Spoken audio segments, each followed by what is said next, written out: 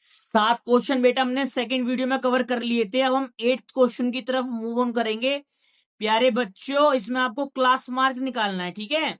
और आपको क्लास दे रखी है 130 से लेकर 150। तो कभी भी अगर आपको क्लास मार्क निकालना पड़े तो आप ये समझना कि आपको मिड वैल्यू निकालनी पड़ रही है। तो 130 और 150 को आप ऐड करके इनको हाफ करो। देखिए बेटा, 130 प्लस 150 को मैंने ऐड करके हाफ करना है, ठीक है ना।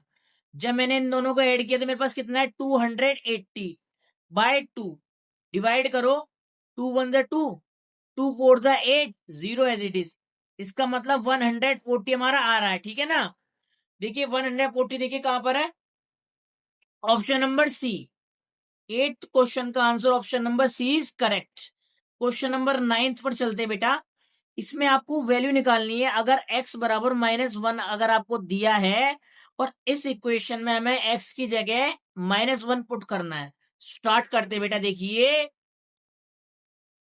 इक्वेशन आपको क्या दे रखी है बेटा, 5x - 4x का स्क्वायर प्लस का 3।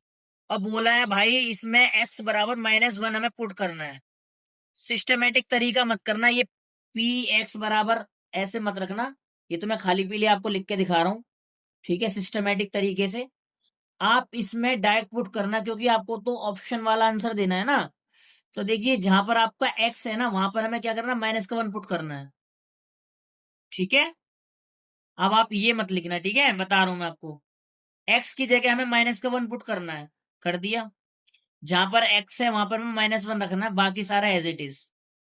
इसका काम हो गया खत्म। अब 5 1 क्या होता है 5, माइनस है माइनस लगाओ, माइनस का 4। अब ब्रैकेट सॉल्व करेंगे। माइनस के 1 की पावर अगर यहाँ 2 होती, 4 होती, 6 होती, 8 होती, मींस इवन में होती, तो आंसर माइनस में नहीं आता, ठीक है ना। मतलब सॉल्व करने के बाद जो प्लस में ही आता, मतलब यहाँ पर हम इसको सॉल्व करेंगे तो 1 आएगा। अगर यहाँ 3 होता, 5 होता, तो माइनस का 1 आता। क्लियर हो गया। देखो माइनस के 1 की मल्टीप्लाई हमें 2 बार करनी है। माइनस से माइनस कट गया, 1 1 1। तो देखिए इसको सॉल्व करने के बाद कितना है 1, प्लस का 3, माइनस का 5, 4 1 4, प्लस का 3। माइनस माइनस ऐड होंगे लेकिन साइन माइनस का रहता है। 5 और 4 9, माइनस का, ठीक है बेटा, प्लस का 3। अब देखिए माइनस के 9 में अगर मैं प्लस का 3 जोड़ूंगा तो मेरे पास माइनस का 6 आएगा। देखिए ऑप्शन आपका इसमें कौन सा है, option number A is correct. अब बेटा हम क्वेश्चन नंबर 10 पर चलते हैं। क्वेश्चन नंबर 10 में आपसे क्या बोला है, आपको रेशियोज दे रखे हैं 5 3 7, और आपसे बोला है बताना इसमें से कौन सा ट्रायंगल होता है, एक्यूट होता है, ऑब्ट्यूज होता है, राइट ट्रायंगल होता है, आइसोसेलेस ट्रायंगल होता है। तो देखिए पहले मैं आपको थोड़ा सा बता देता हूं।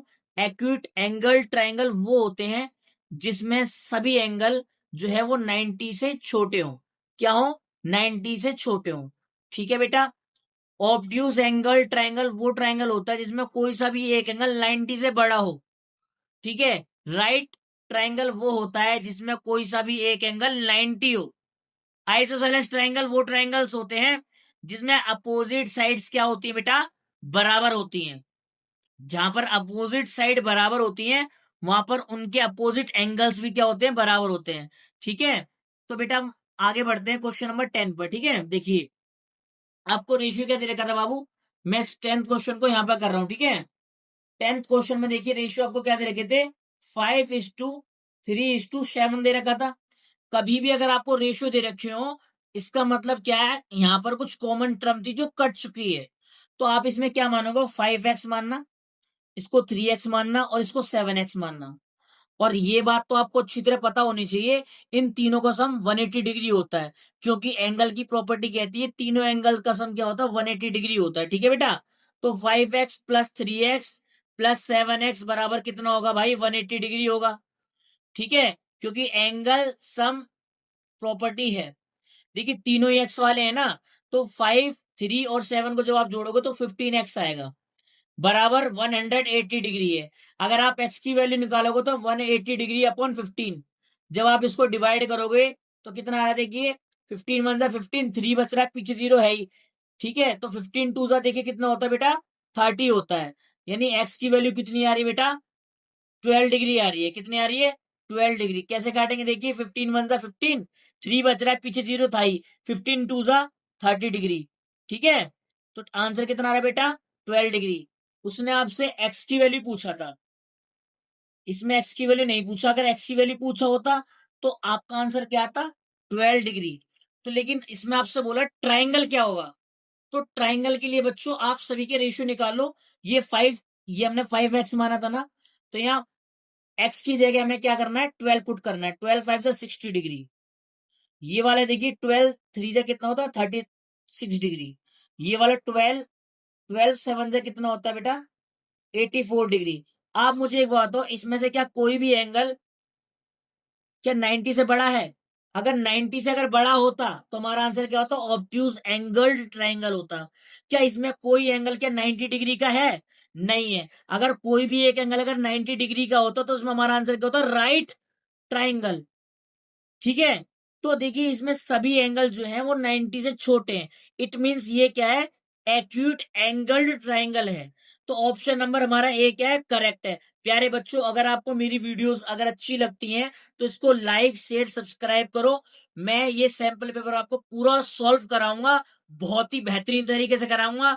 बस आपका सपोर्ट चाहिए। बेटा मुझे तेज इसलिए बोलना पड़ रहा है क्योंकि हमारे घर के बाहर अखंड रामायण का पाठ किया जा रहा है। तो प्यारे बच्चों, अगर मेरी आवाज अगर आपको डिसऑर्डेड अगर लग रही है, मतलब अगर आपको सुनाई कम दे रहा है या मेरी आवाज आपको खतरनाक लगे, तो भाई मैं आपसे हाथ जोड़ के माफी मांगता हूं। लेकिन इसको लाइक शेयर सब्सक्राइब करे बगैर भाई मत जाना। दबा के लाइक करो, दबा के शेयर करो, 1 आध लाख लोगों में भेज दो।